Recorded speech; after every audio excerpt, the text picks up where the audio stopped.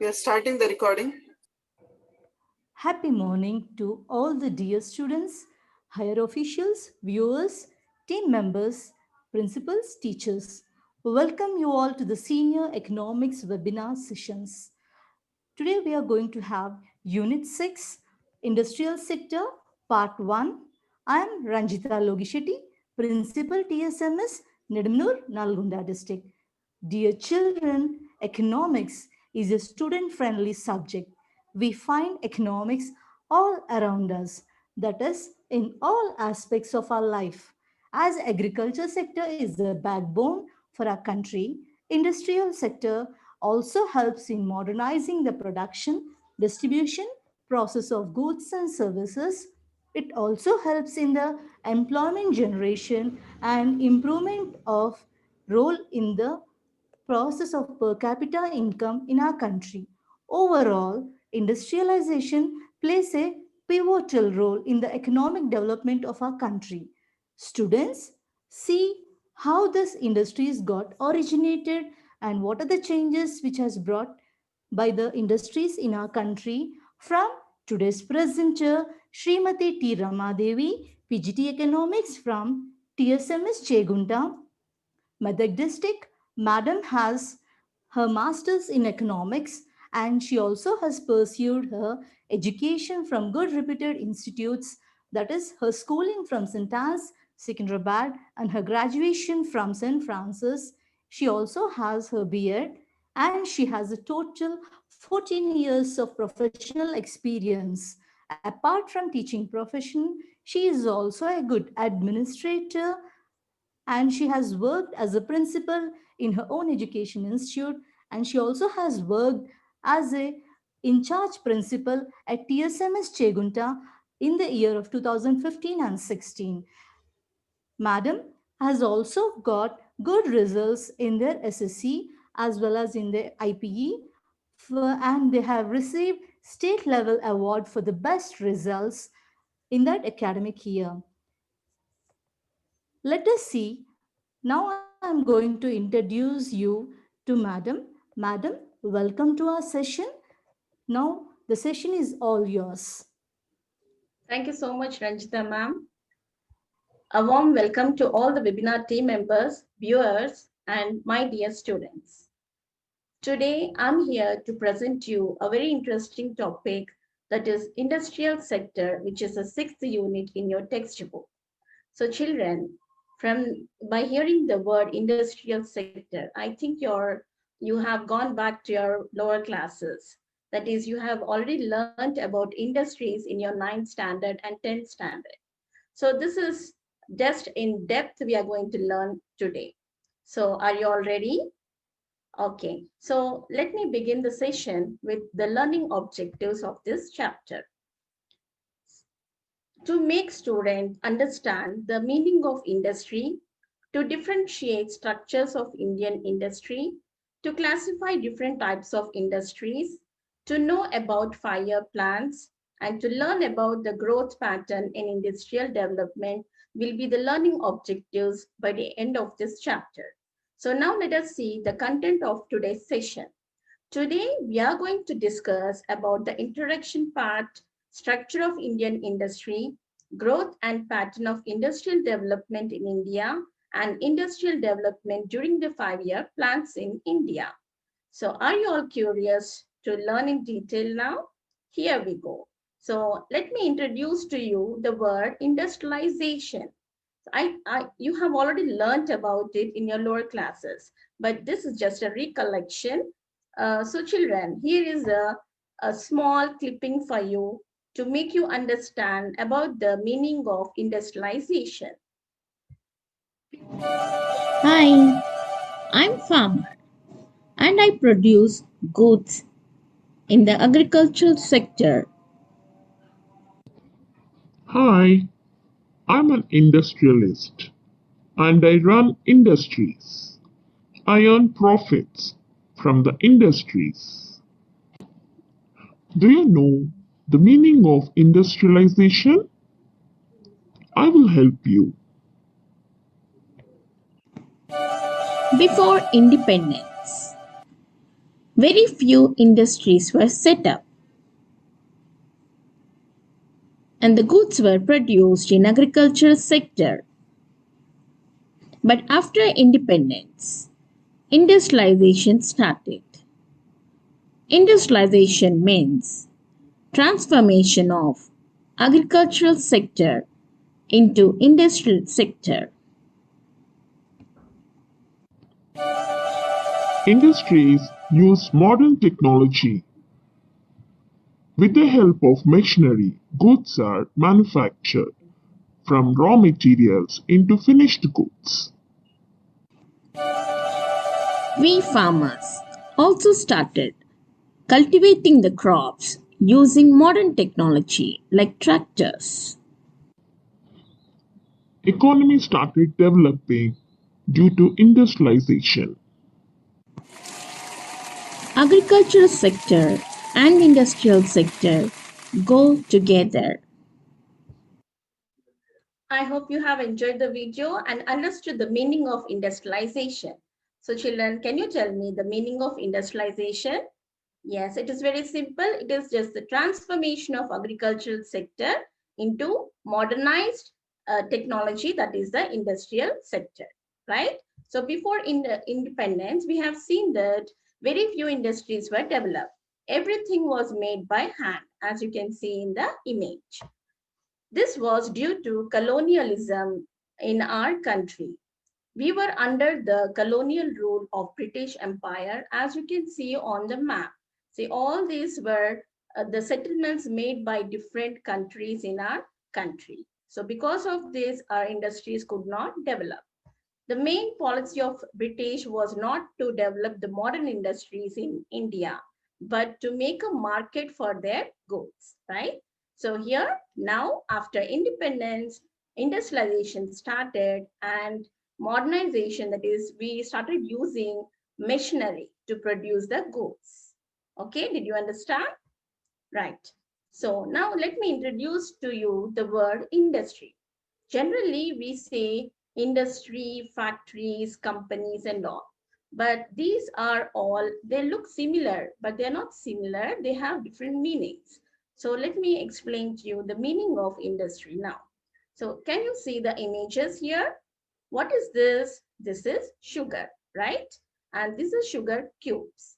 So children, can you tell me, are these produced, are these available in nature? No, they have to be processed in machinery or they have to be produced, right? So these things are processed by using the raw material known as sugar cane. So sugar cane is the raw material from which we get sugar. And in the similar way, if you take example of a car or any vehicles, so how are they processed? How are they made? By using another raw materials, right? So what is the raw material here? Iron and steel. How is iron produced? Is it produced or obtained? It is obtained in the ground. So it is obtained, it is extracted from the ground. It is a mineral. Okay, so it is present in the form of ore. So iron ore is extracted from the ground and made into iron.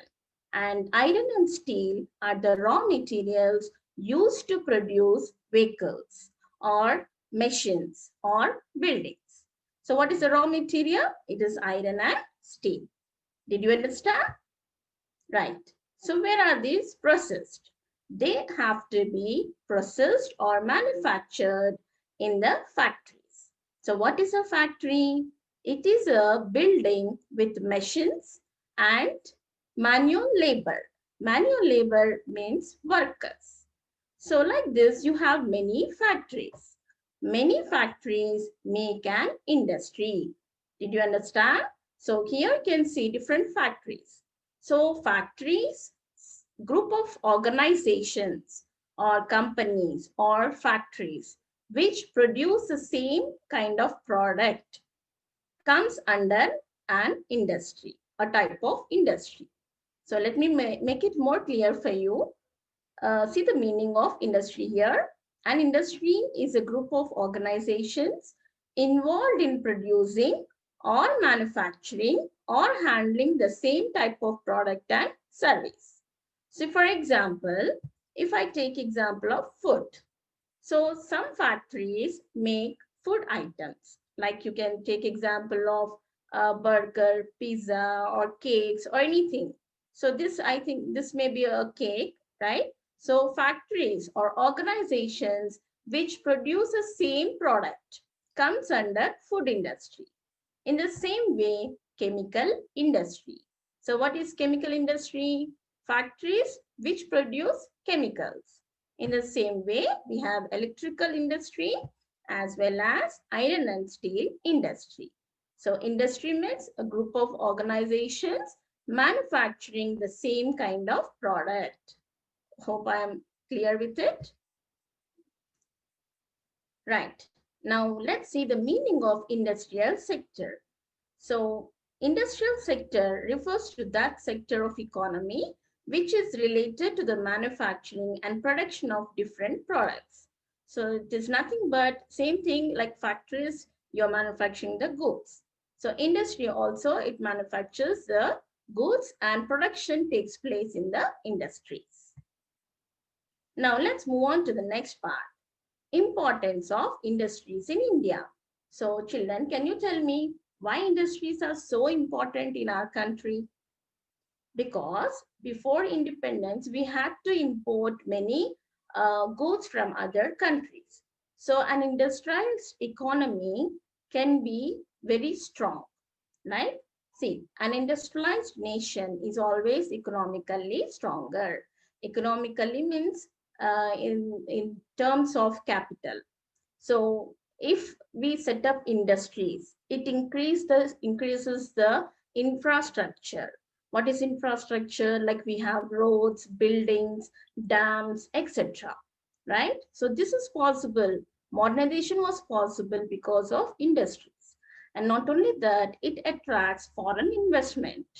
Foreigners start investing in our country if industries are set up.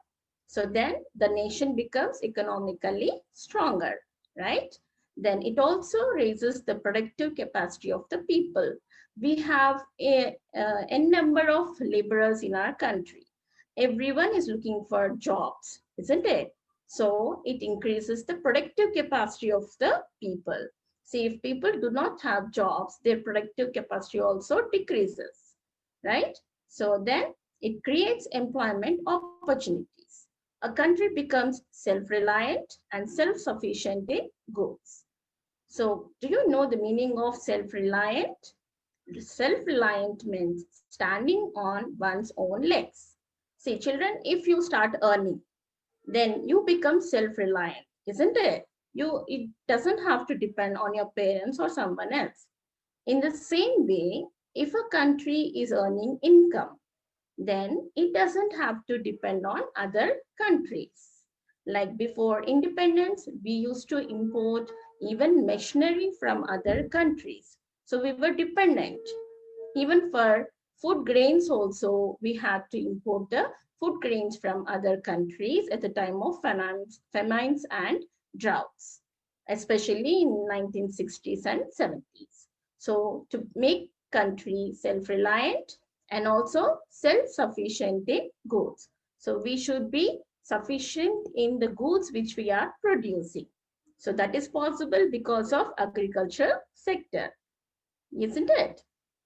And it reduces dependence on agricultural exports to earn badly needed foreign exchange. So why every country wants foreign exchange? Because the foreign currency of foreign is very high compared to our country. So if we export the goods to other countries, our income increases.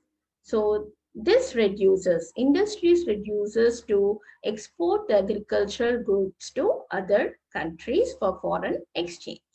So I think I made it clear for you the importance of industries in India. Okay, so let's move on to the next part now. That is structure of Indian industry. Indian industry is based on the following structures. How many structures you can see here? There are four. What are they? Structure in terms of usage, structure by type of ownership, structure by size of capital, and structure by type of enterprises. So let's begin with structure in terms of usage. So what is the meaning of structure? Industry structure pertains to the number and size distribution of competitors in an industry. Children, if you remember your first year syllabus, you have learnt about the competition, like perfect competition and imperfect competitions. And you have also learnt about the competitors like monopoly, oligopoly, duopoly, etc. So these competitors, based on the number of competitors and the number size of the industry, we can decide the structure. So for example, automobile industry, it comes under heavy industry, and it's a manufacturing unit. Clothing industry comes under light industry, and it is also manufacturing unit. Food services, light industry, manufacturing unit. Mining industry is a heavy industry. So as per size, it is heavy, and competition is also very heavy. And it comes under construction. Okay, so now based on the number of competitors and the size, we decide the structures. So what is the first type? Structure in terms of usage. Structure in terms of usage can be classified into three types. What are they? Basic industries, industries producing consumer goods, industries producing intermediate goods. So let's learn them in detail now. First one is basic industries. By the word basic, what do you understand? Yes, it is foundation, right? So these industries produce raw materials, the basic raw materials which are required for the other industries. For example, machinery. So what is the basic necessity to set up a factory? It is the machinery, right? So machinery is also manufactured. Machines are manufactured. So how are they manufactured? In an industry. So what is that industry called? It is called as basic industry. So these industries produce capital goods. What are capital goods? Like one-time investment goods, like machines, etc. Right? So here, capital goods, that is heavy engineering and machine building. Look at the image here. So what is this? It is manufacturing machines. So machines are the raw materials used by different factories. Basic raw material it is. Okay, did you understand? So that was about basic industries. Next is industries producing consumer goods. What are consumer goods? The goods which are consumed by the consumer, that is the people, public, right? So what kind of goods we consume? Like you can see here, cotton textiles, leather goods, salt, sugar, paper, many things. Every day we keep consuming many things. So these are produced by industries. So industries which produce consumer goods. Okay, they come under what? Usage. Structure by terms of usage. Next is industries producing intermediate goods. So I think you remember this point, intermediate, because you have studied in your 9th standard and 10th standard also. Okay, let me help you. Like what you see in this picture, yes, it is a bicycle, right? And how it is manufactured, how it is made? It is made by using steel, isn't it? So how is steel produced? By using iron and coal. What is iron and coal? These are the minerals. So minerals are obtained from the ground. So these minerals are manufactured into steel. And some factories, they use the steel to produce steel sheets. Steel sheets are again used by another factory to produce steel tubes. Children, if you see here, you think that these are rubber tubes, right? Okay, rubber tubes are also used, but steel tubes are used first to make cycle frames. Okay, you can see the frame here. So these frames are made by using steel tubes. So what are all these? These are intermediate steps in the process of production. And the goods which are used here are intermediate goods. Okay, I think you have understood the intermediate goods. If you look at here, these industries produce coal, cement, steel, power, alcohol, chemicals, and other industries. So these are all what intermediate goods. We don't see all this in the final good. This is a final good. Okay. So if you take example of a coal, how is coal obtained? It is a fossil fuel. Yes, from the dead plants and animals. And if you take example of alcohol, alcohol is used as an intermediate good in making pharmaceuticals, that is medicines, or you can also call it as drugs. And nowadays we are using sanitizers. Hand sanitizers are a must in every house, isn't it? So alcohol is used to produce medicines, and a small percentage of alcohol is also present in these sanitizers. Okay, right. So these are what? Industries producing intermediate goods. Next is, so that with that we have completed structure by terms of usage. Now we will learn about by the type of ownership. Structure by type of ownership is classified into three types: public sector undertakings, private sector undertakings, and joint sector undertakings. Public sector undertakings, they are owned, managed, and controlled by government. So public sector, they are run by the government. For example, Air India Limited, ONGC, HPCL, BHEL, BSNL, Coal India Limited, etc. Children, please remember this point here. Here we are using LTD, that is limited, for public sector undertakings, that is the industries run by the government. Then what is private sector undertakings? They are owned, managed, and controlled by private individuals or firms.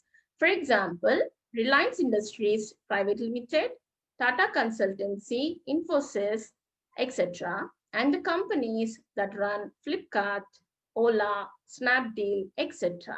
So these all are run by private companies. Then what is the third one? Joint sector undertakings. So the ownership, control, and management are shared jointly by the government, the private and entrepreneurs, and the public at large. So joint in the sense, three ownerships here, that is the public at large, that is general public, the government, and also the private enterprises.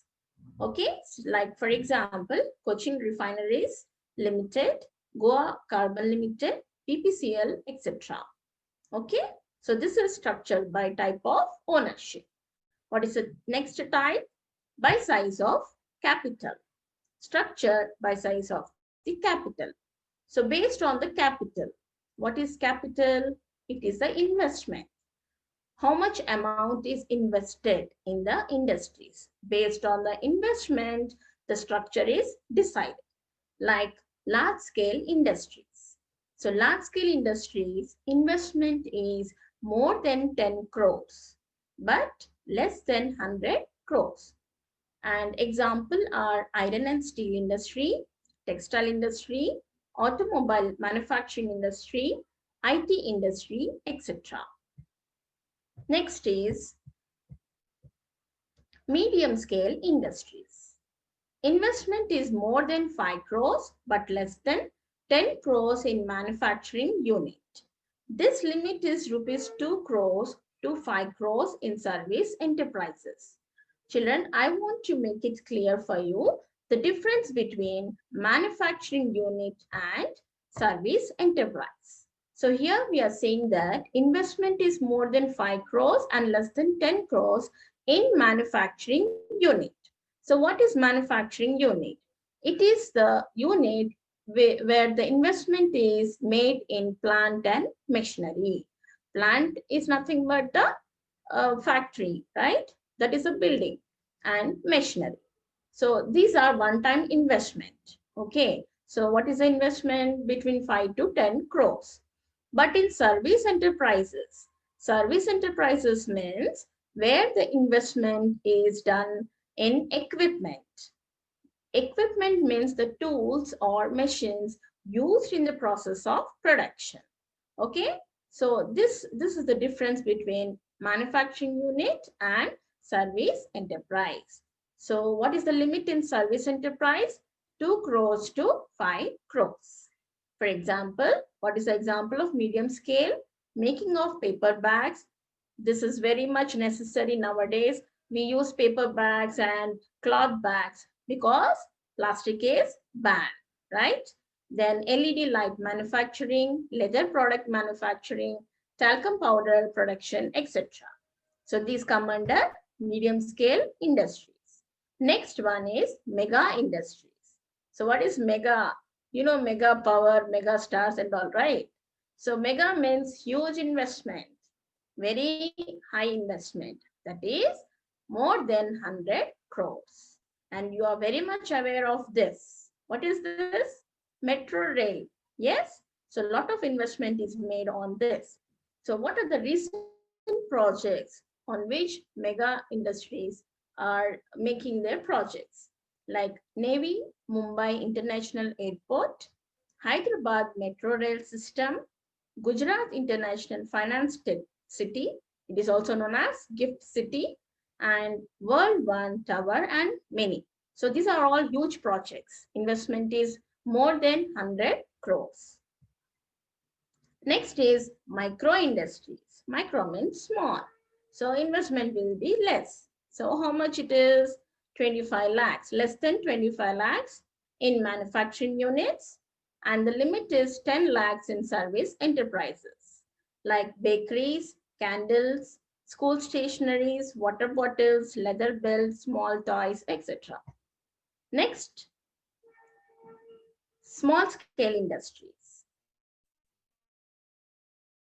Small scale industries, investment is more than 1 crore but less than 5 crores in manufacturing units, and limit is rupees 10 lakhs to 2 crores in service organizations. For example, these can be homemade also, like agarbatti making, chalk making, sugar candy, etc. Look at this picture. Can you guess what is this? This is chalk. The chalk pieces which your teachers use regularly in the classrooms, right? So this comes under small scale industries. Then cottage industries. Cottage industries are also small scale industries, and they are completely home based. They are not made in factories. Okay, and these are not well organized, they are unorganized, right? Yes. So as per the latest information, MSMEs, that means micro, small, and medium industries. The present government has redefined the micro, small, and medium enterprises, that is MSMEs, raising investment threshold for each category. So as we have discussed just now, that micro industries, investment is only 25 lakhs. Yes, but now it has increased to rupees 1 crore, and annual turnover can be 5 crores. So this is a redefinition given by the government, central government, to support the people, like business people, small business people. So do you know who is Union Finance Minister? Nirmala Sitaraman. It was announced by Srimati Nirmala Sitaraman. Okay. Yes. Next industries are ancillary industries. That is, they manufacture parts and components to be used by larger industries. Investment is less than 1 crore, and limit is 10 lakhs. And examples are transportation, banking, insurance, warehousing, etc. So ancillary industries are, like for example, if you take automobiles or take example of a car. So you see many components or accessories in your car, right? So these components are made by ancillary industries. So these are industries which make parts and components for other industries. And then last one is tiny industry. Investment limits in plant and machinery in respect of tiny enterprises.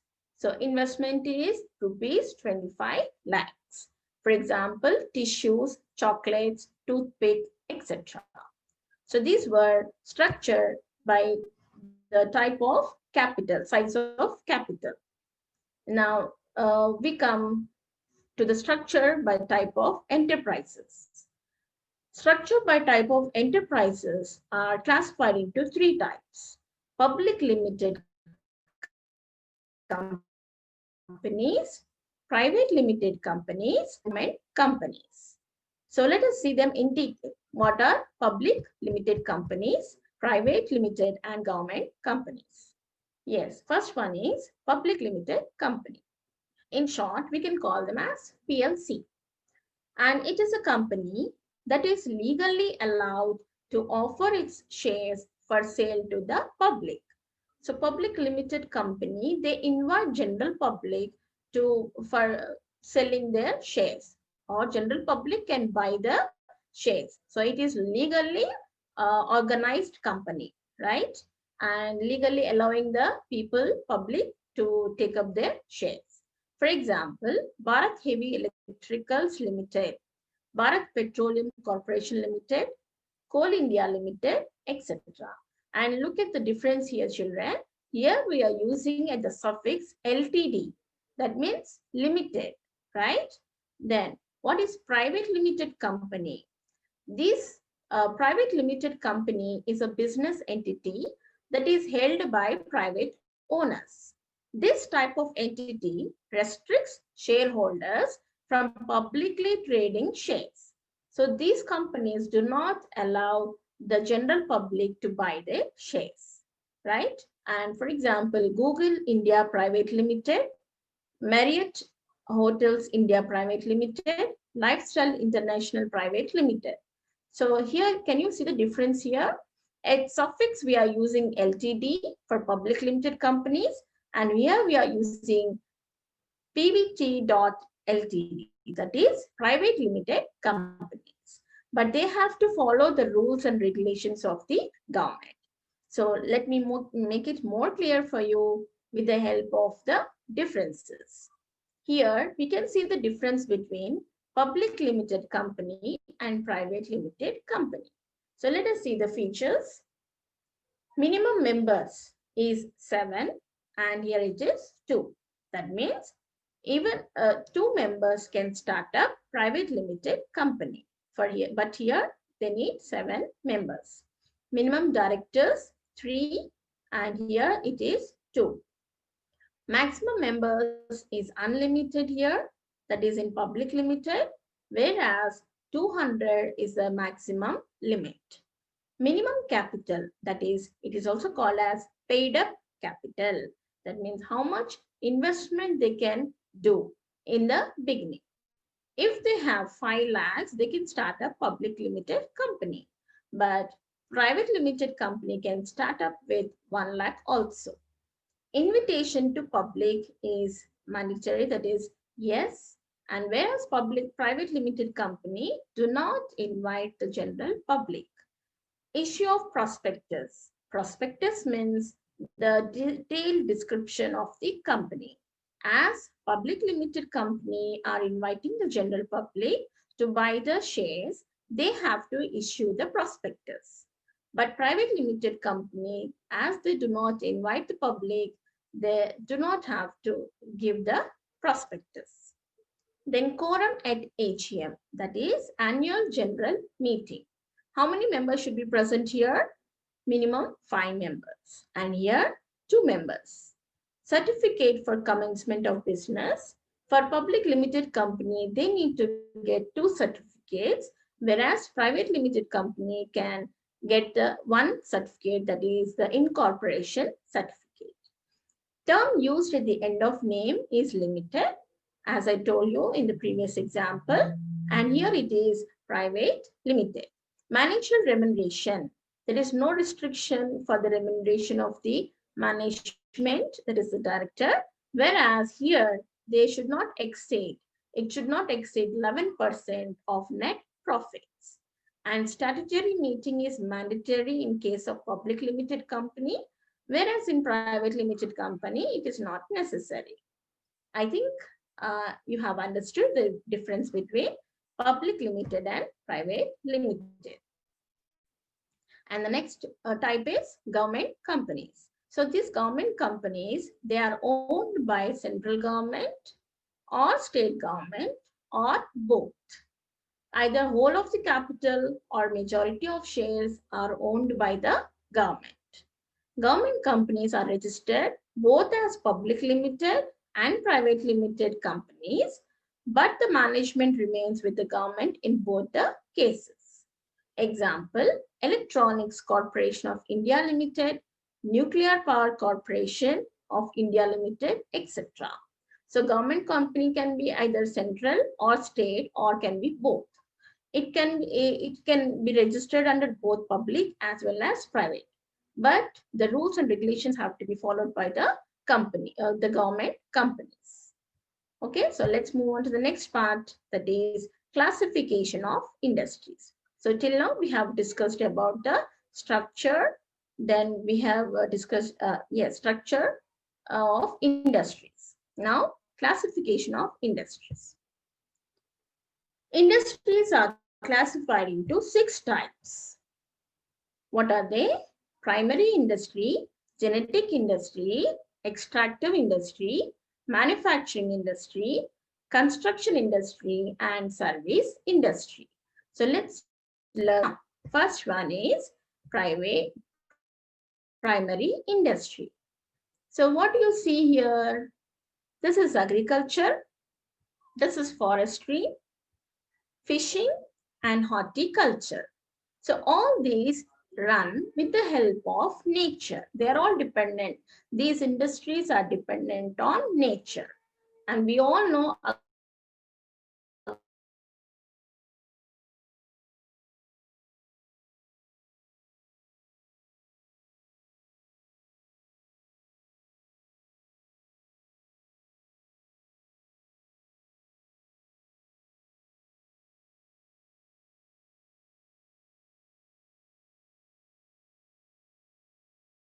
most plants and animals with the object of sale. So what is this, children? This is nursery. Nursery, that is plant nursery, where you can get different varieties of flowers, plants, right? And these are mainly produced for sale. And if you look at this is poultry. We get chicken, we get eggs from the poultry. So these are what multiplying, reproducing the species for the business purpose. Then here you can see animal breeding, like cow, buffaloes, and all, especially for dairy farming. These come under genetic industry. Next one is extractive industry. Extractive, from the word extractive, that means extraction from the earth. So it is concerned with extraction or drawing out goods from the soil, air, or water. Already we have discussed about iron and iron, which is extracted from the earth. So in the same way, many minerals are obtained from the earth. General products of extractive industries come in raw form. Example, iron ore, it is a raw form. And they are used by manufacturing and construction industries for producing finished products. Example, mining industry, this is mining, this is coal industry, mineral industry, and this is iron ore industry, timber, this we get from the forest, right? So we get these minerals, and extraction is done from the earth, soil, air, and water, right? So this is from water, like Oil and Natural Gas Corporation Limited, ONGC. So this is a public limited company. Then manufacturing industry. So we have already discussed in the beginning about the sugar industry. Sugar, how it is processed into sugar and sugar cubes. So it is processed with the help of sugar cane. Sugar cane is a raw material. So manufacturing industries are engaged in transforming raw material into finished product with the help of machines and manpower. The finished goods can either be consumer goods or producer goods. So sugar is a consumer good. Next one is construction industries. Construction industries take up the work of construction of buildings, bridges, dams, canals. This industry is different from all other type of industries as the goods produced and sold by constructive industry are erected at one place. So children, if you have observed a construction works going on, then you must have seen some machinery fixed at one place. So as you can see here, these are erected in one place. So this takes place only in the construction industries. Wherever construction is going on, they bring these machines till the finished product is or the complete building is done. Okay, so that is about construction industry. And the last one is service industry. So from the word service, that means they provide services to the public. So what type of services they are providing? They play a major role in the development of the nation. For example, hotel industry, tourism industry, entertainment industry, etc. So these help to increase the income of the economy. So development takes place, right? So that is service industry. So that's all about classification of industries. Now let's move on to the next part, that is 5-year plans in India. So you have already learned about 5-year plans. The 5-year plans in India was launched in 1951. And since then, India had launched 12 5-year plans.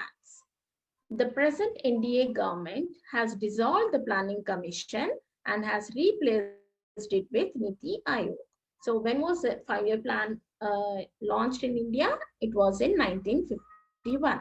So from then till 2017, there were 12 5-year plans were introduced, right? And each 5-year plan has a specific importance. Okay, so that we are going to learn in detail. But the present government has dissolved it into Niti Aayog. So this is only for 3 years. The present NDA government has stopped the formation of 5-year plans. So the 12th 5-year plan would be called the last 5-year plan of India. That is from 2012 to 2017. The decades old 5-year plans will make way for 3-year action plan. So Niti Aayog is mainly for 3-year action plan. Niti Aayog has replaced the Planning Commission in the Modi cabinet and has launched a 3-year action plan from April 1st, 2017 onwards. So do you know who are the executives here? Mr. Narendra Modi, the chairperson, Mr. Rajiv Kumar, vice chairperson, and Mr. Amitabh Kant, the CEO. So let us now look at the significance of 5-year plans in India. So how many 5-year plans were made? 12 5-year plans. So let me explain you with the help of a table. So here we can see the 5-year plans: year, target, model name, leadership, and growth rate. So the first 5-year plan was launched in 1951 to 56. And the main target, the main focus was on agricultural development. And this was known as Harad-Domer model under the leadership of Jawaharlal Nehru. And the growth rate, the target was 2.1%, and it could achieve 3.6%. So Jawaharlal Nehru was known as the father of 5-year plan. plans in India. Second 5-year plan was 1956 to 61. So focus was on industrial development. Model was known as PC Mahalanobis model. Under the leadership of Jawaharlal Nehru, target was 4.5% and it could achieve 4.27%. Third 5-year plan, 1961 to 66, to make the economy independent, stress was given more on agriculture and wheat production. It was known as Godgil Yojana under the deputy chairman of Planning Commission, Dr. Godgil. And who was the leader here? Jawaharlal Nehru. So the growth rate was not achieved because of two wars, that is Indo-Pakistan War and Indo-China War. And so 1966 to 69 was known as a plan holiday. And during this period, annual plans were made to increase exports. Fourth 5-year plan from 1969 to 74. Emphasis was given on agro-based industries. What are agro-based industries? Agricultural based industries. And the leader was Mrs. Indira Gandhi. Then what is the growth rate? 5.6 was the target, 3.3% was achieved. Fifth 5-year plan, 74 to 79, the focus was more on rapid growth of industries. And till 1978, Indira Gandhi was the leader. Then it was taken up by Morarji Desai. Then growth rate is 4.4% and it could achieve 4.8%. Sixth 5-year plan, 80 to 85, to eradicate poverty, that is Garibi Hatao, which was introduced by Srimati Indira Gandhi, and technological self-reliance. So what was the target? 5.2%, and it could achieve 5.7%. Seventh 5-year plan was between 1985 to 90, and the target was for self-sufficient economy, opportunities for productive employment. Leadership under the leadership of Rajiv Gandhi, and the target was 5%, and it could achieve 6.01%. Then two annual plans were made between 1990 to 91 and 91 to 92. See, the 91 to 92 was a very important year because new economic policy was introduced in this year. So that was in 8th 5-year plan. 92 to 97, new economic policy, that is LPG model. LPG means liberalization, privatization, and globalization, which was introduced by Dr. P.V. Narasimha Rao. What was the target? 5.6%. And the achievement was 6.8%. Ninth 5-year plan, 97 to 2002, focus was on growth with justice and equity. Under the leadership of Atal Bihari Vajpayee, the target was 7% and achievement was 5.6%. 10th 5-year plan, 2002 to 2007, to reduce the poverty ratio by 15% by 2012. Under the leadership of Atal Bihari Vajpayee and Manmohan Singh. Target was 8%, achievement was 7.2%. 11th 5-year plan, 2007 to 2012, rapid and more inclusive growth.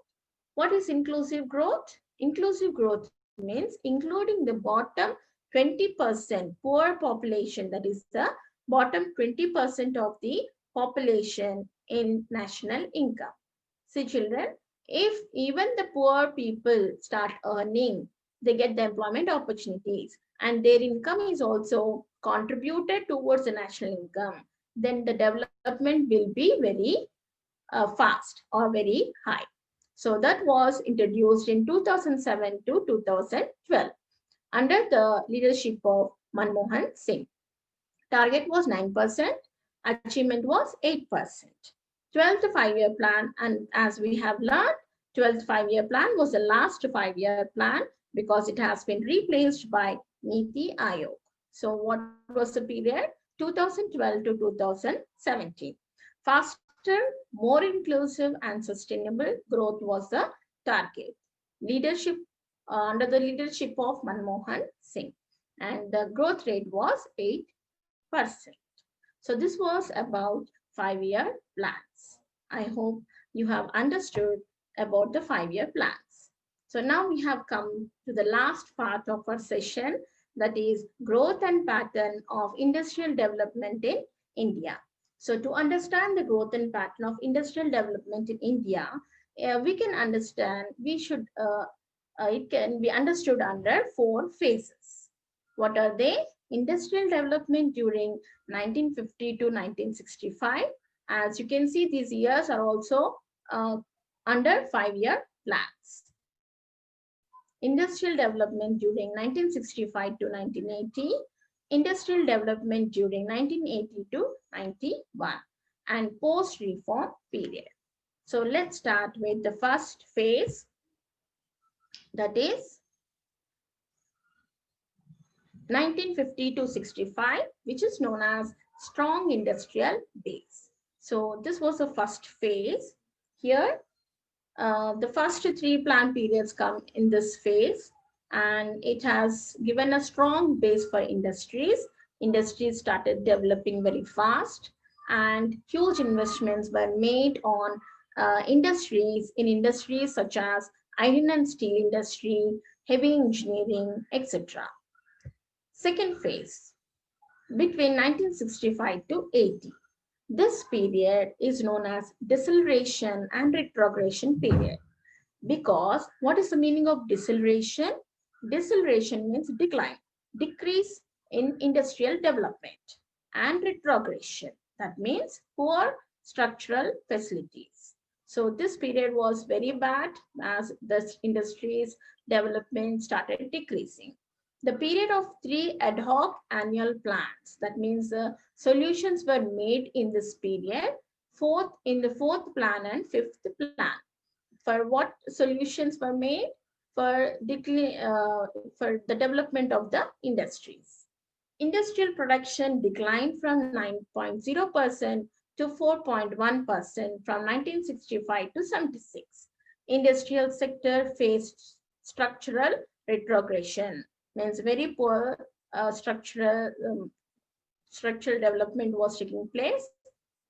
This was mainly due to wars, unequal distribution of income, poor performance of agricultural sector, etc. Then third phase. In the third phase, industrial recovery in 80s. So this phase is known as recovery phase because again the development of industries started. What was the period? 1981 to 1991. Period of 80s, both 6th and 7th plan experienced industrial recovery. It shows a clear shift in industrialization in the country, and this was mainly due to new economic policy. Now, what was a new economic policy? LPG model. So now let us see the fourth phase. In the fourth phase, there were a lot of upturns and downturns in 90s. That is industrial retrogression followed by an upturn and downturn 90s. 1991 to 92 was a downfall, and 97 to 98 was a upturn. So here you can see that during 91 to 92, the country had a bitter experience of negative growth rate. That means it has fallen very badly. That is, it has come to the negative point, that is minus 0.10%, as compared to 1990 to 91, where the growth rate was 8.5%. So here, this shows the clear industrial retrogression in the country. So what were the reasons for this? Causes of industrial slowdown.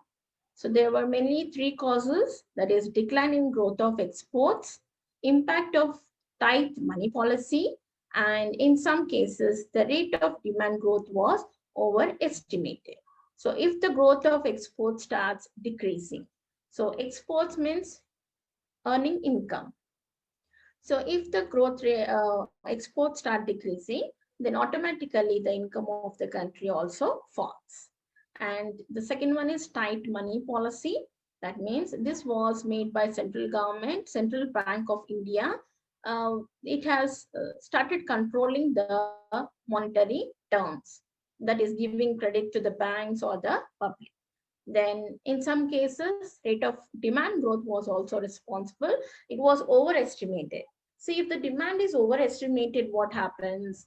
The uh, production will be more. Like the manufacturers start producing more because they estimate that the demand is going to increase.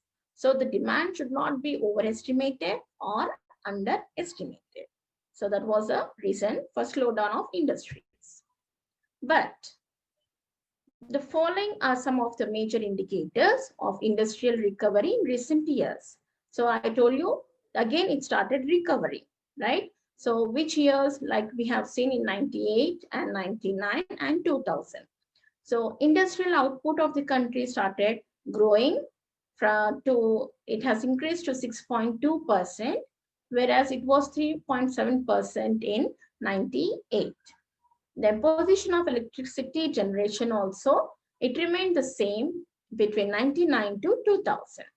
And manufacturing segment of industrial sector has grown by 6.7% in April to December 1998.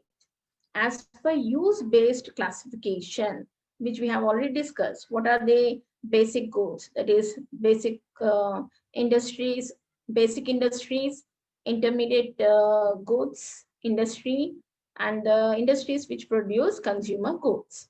So these have increased, the growth rate has increased in 99 to 2000. Then non-metallic mineral products, machinery and equipment, wool, leather, paper, and basic chemicals are some of the industries growing at more than 10% during 99 to 2000. So that's all, children, for today. We have completed with growth and pattern of industrialization in India.